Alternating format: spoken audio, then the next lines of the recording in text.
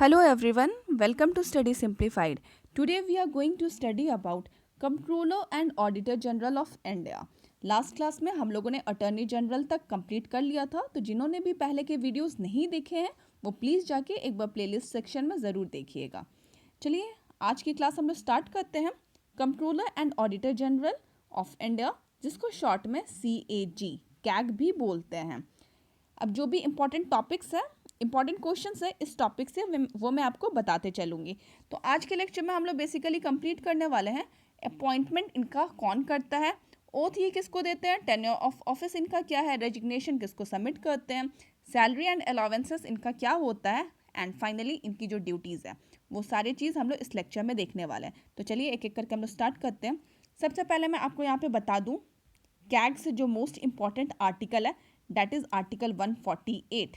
Article 148 provides for the office of controller and auditor general of India.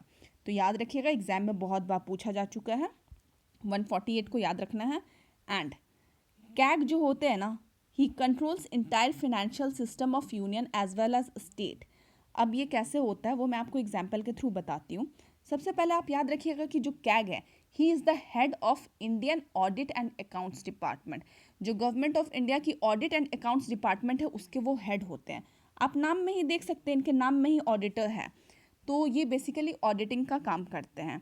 He is actually guardian of public purse, ऐसा हम लोग बोलते हैं। And he controls the entire financial system of country at centre as well as state.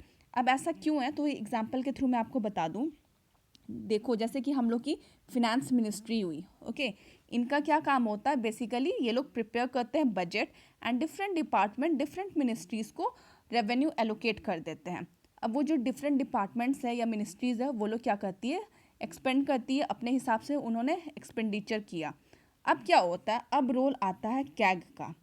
CAG basically यही देखते हैं कि जो भी खर्चे किए गए हैं डिपार्टमेंट के द्वारा वो सही से किए गए हैं या नहीं।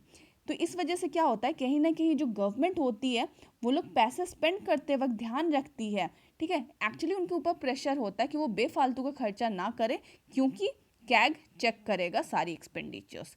तो इसलिए हम लोग बोलते हैं कि जो कैग है वो बहुत पावरफुल पोस्ट है and it controls entire financial system of union as well as state. ठीक है, समझ में आया।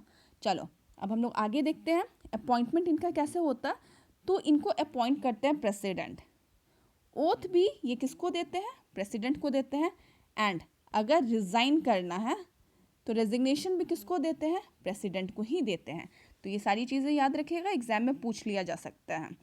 देखो पहले तो मैं आपको बता दूं, अगर इनको खुद को रेजिग्नेशन देना है तो ये प्रेसिडेंट को दे सकते हैं, अदरवाइज प्रेसिडेंट इनको रिमूव नहीं कर सकते हैं। बस एक केस पे रिमूव कर सकते हैं और वो कौन सा केस है वो मैं आपको बताऊंगी। जनरली होता क्या है कि he can be removed only on address from both house of parliament on ground of proved misbehaviour और इनकैपेसिटी। तो यही चीज़ है। एंड यहाँ से एक चीज़ आपको और बता दूँ, जो जज होते हैं, ठीक है, जो जज होते हैं सुप्रीम कोर्ट के, उनका जो रिमूवल का प्रोसेस है ना, सेम प्रोसेस इनका भी है, कैग का भी है।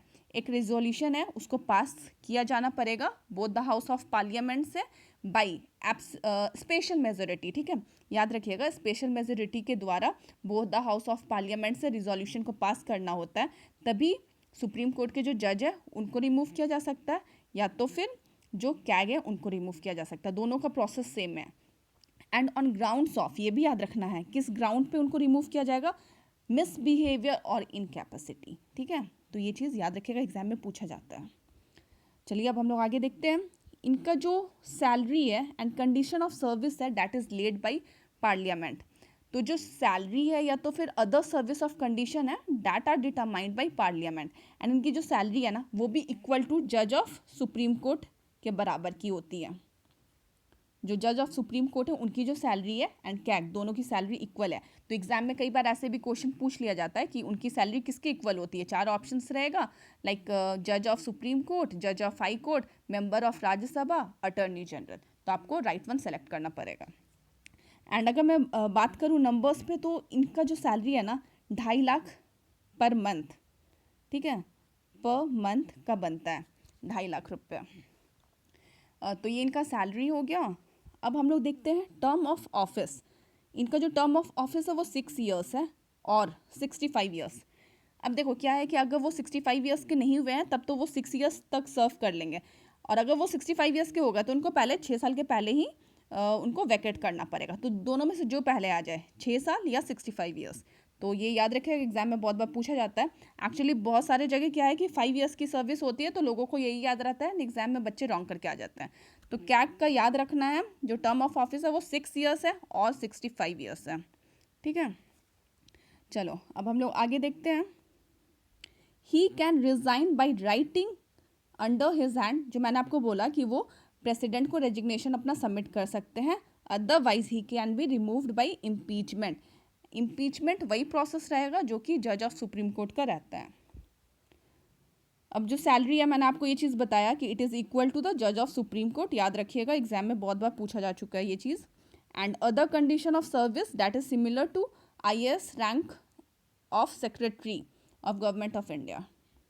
ठीक है, एंड एक चीज़ यहाँ पे देखिए, इंपॉर्टेंट चीज़ दे रखा है कि अगर वो रिज़ाइन कर देते हैं, 65 ईयर हो गया उनका या 6 साल का जो भी है टर्म ऑफ ऑफिस उनका ख़त्म हो जाता है, उसके बाद he is not eligible to hold any further office either in government of India, मतलब स्टेट में या सेंटर में। अपने रिटायरमेंट के बाद वो एलिजिबल नहीं है कि कोई गवर्नमेंट ऑफिस वो होल्ड कर सके।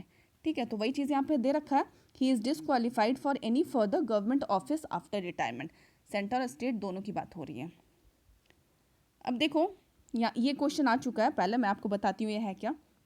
इनकी सैलरी के बारे में बोला जा रहा है कि जो सैलरीज है controller and auditor general and his staff का जो भी एडमिनिस्ट्रेटिव एक्सपेंसेस है वो चार्ज किया जाता है कंसोलिडेटेड फंड ऑफ इंडिया से।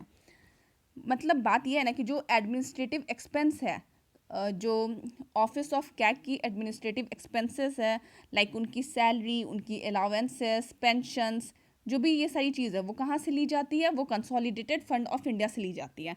तो ये एग्जाम में पूछा जा चुका है, डबल स्टार मार्क कर लीजिए। अब कंसोलिडेटेड फंड क्या होता है, तो मैं आपको बता दूं कि ये जो है ना अकाउंट ऑफ रेवेन्यू है गवर्नमेंट ऑफ इंडिया का, जिसमें गवर्नमेंट रिसीव करती है, पैसे रिसीव करती है वाया इनकम टैक्स हो गया, कस्टम्स हो गया, एक्साइज, इसके थ्रू जो भी पैसे कलेक्ट होके जाते हैं गवर्नमेंट ऑफ इंडिया के पास वो इसी अकाउंट में जाते हैं कंसोलिडेटेड फंड में। ठीक है, तो वहाँ से जो कैग का ऑफिस का एक्सपेंडिचर वगैरह यहाँ से चलता है। तो याद रखिएगा, एग्जाम में पूछा जा चुका है बहुत बार। अब फाइनली हम लोग को देखना है duties of controller and auditor general. इनकी क्या क्या ड्यूटीज़ होती है, तो खैर अभी तक तो आप लोग समझ गए होंगे, फिर भी एक बार हम लोग देख लेते हैं। सबसे पहले यहाँ पे 3-4 पॉइंट है, याद रखना है कि क्या क्या है। To audit and report on all expenditure from consolidated fund of India and of each state and each union territory having legislative assembly। यहाँ पे क्या बोला जा रहा है कि he is responsible for auditing all the accounts related to expenditure। कहाँ से? कंसोलिडेटेड फंड का जो भी एक्सपेंडिचर हुआ है उसको वो ऑडिट करेंगे। कहाँ कहाँ का? गवर्नमेंट ऑफ इंडिया मतलब यूनियन का, सारे स्टेट का, ऑफ ईच स्टेट, यहाँ पे देखिए, एज वेल एज वैसे यूनियन टेरिटरी जहाँ पे लेजिस्लेटिव असेंबलीज हैं। तो इन सारे जगह का कौन ऑडिट करेगा रिपोर्ट कंसोलिडेटेड फंड का? तो वो कैग करेंगे। तो पॉइंट 1 ये था। अब सेकंड पॉइंट देखिए, he audits and report on all expenditure from contingency fund. ठीक है, अब यहाँ पे कंटेंजेंसी फंड आ रहा है, and public accounts of union end of the state. अब देखो ये जो कंटेंजेंसी फंड है ये क्या होता है, तो ये वैसे फंड होते हैं जो रिजर्व करके रखे रहते हैं कि जब इमरजेंसी का सिचुएशन आएगा तब उसको यूज़ किया जाएगा। अब ये जो इमरजेंसी है कैसे अराइज हो सकता है, लाइक सपोज नेचुरल कैलामिटी आ गया, तो इकोनॉमिक क्राइसिस हो गया, कुछ ऐसा सिनेरियो आ गया जिसमें इमरजेंसी आन पड़ी कि हाँ पैसे चाहिए ऑन अर्जेंट बेसिस, तब क्या होता है कि कंटेंजेंसी फंड से पैसे निकाले जा सकते हैं। तो वो जो पैसे निकाले जाएंगे एंड एक्सपेंड किया जाएगा तो उसके एक्सपेंडिचर को भी ऑडिट करने वाला कैग ही होता है। ठीक है, तो वो अपना सेकंड पॉइंट था। थर्ड पॉइंट क्या है, to audit and report on all trading, manufacturing, profit and loss account etcetera kept by any department of union or a state। यहाँ पर सिंपली यही बोला जा रहा है कि जो अपना सेंट्रल गवर्नमेंट या स्टेट गवर्नमेंट, कोई भी गवर्नमेंट हो, अगर किसी डिपार्टमेंट की ऑडिटिंग करवाना चाहे, लाइक एक डिपार्टमेंट में बहुत सारा काम होता है, ट्रेडिंग का काम हुआ, मैन्युफैक्चरिंग का काम हुआ, प्रॉफिट एंड लॉस अकाउंट हुआ, उनका बैलेंस शीट हुआ, या जो भी चीज़ें हैं उसके ऊपर ऑडिटिंग करवाना चाहता है अगर गवर्नमेंट किसी डिपार्टमेंट का, तो वो कैग के थ्रू करवा सकती है। ठीक है, अब नेक्स्ट देखिए, to see that rules and procedure in that behalf are design to secure an effective check on assessment allocation and assessment collection and proper allocation of revenue. तो कुल मिला के बात तो यही है ना कि जो कैग है उनको यही ध्यान रखना होता है कि जो भी पैसे खर्च किए गए हैं वो सही से किए गए हैं या नहीं, और ये जो भी रिपोर्ट बनाते हैं फिर वो प्रेसिडेंट को सबमिट करते हैं। देखिए ये 4th पॉइंट है, to audit and report on receipts and expenditure of all bodies and authorities finance from union और स्टेट रेवेन्यूज़। देखो ये जो 4th पॉइंट है ना, इसमें बस यही बोला जा रहा है कि जो गवर्नमेंट है अगर वो चाहे तो गवर्नमेंट बॉडीज़ के अलावे नॉन गवर्नमेंट बॉडीज़ की भी ऑडिटिंग का काम कैग के थ्रू करवा सकती है ज़रूरत पड़ने पे। तो ये चीज़ यहाँ पे मेंशन कर रखा है। तो कैग का रोल तो आपको समझ में आ गया कि जो भी पैसे खर्च हो जा रहे हैं, जो भी एक्सपेंडिचर हो जा रहा है, उसके बाद कैग रोल में आ रही है ये देखने के लिए कि जो खर्चा किया गया है वो सही से किया गया है या नहीं। और देखो फिर क्या करते हैं, ये जो रिपोर्ट है प्रेसिडेंट को दे देते हैं। He submit his audit report relating to account, जो भी अकाउंट था, कंसोलिडेटेड फंड हमने देखा, कंटेंजेंसी फंड देखा, इन सब का रिपोर्ट प्रेसिडेंट को सबमिट कर दिया जाता है, स्टेट का एज वेल एज सेंटर का। ठीक है, अब प्रेसिडेंट क्या करते हैं, इसको प्रेजेंट करते हैं बिफोर हाउस ऑफ पार्लियामेंट। तो प्रेसिडेंट इसको प्रेजेंट करते हैं हाउस ऑफ पार्लियामेंट में। ठीक है, तो आपको ये चीज़ समझ में आ गई होगी। तो कंट्रोलर एंड ऑडिटर जनरल से इतना ही कुछ था पढ़ने के लिए। चलिए क्वेश्चन आपको बताती हूँ। क्वेश्चन का स्टैटिक क्वेश्चन है, जो हमारे प्रेजेंट कैग हैं वो कौन है, नाम बताइएगा। तो उनका नाम है गिरीश चंद्र मुर्मू। तो ये भी क्वेश्चन जो रेलवे के एग्जाम्स होते हैं, एनटीपीसी के एग्जाम्स हो रहे हैं, एसएससी के एग्जाम्स हो रहे हैं, उसमें देखने को मिल जाता है। तो जो भी स्टैटिक चीज़ है, जो भी हमारे मिनिस्टर में इंपॉर्टेंट ऑफिस को होल्ड कर रखे हैं, वो आपको नाम पता होना चाहिए।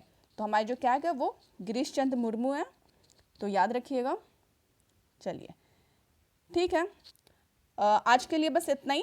अगले वीडियो में हम लोग मिलते हैं। अगर कोई क्वेरी होगा आपको तो कमेंट बॉक्स में पूछिएगा। चलिए, थैंक्स फॉर वॉचिंग।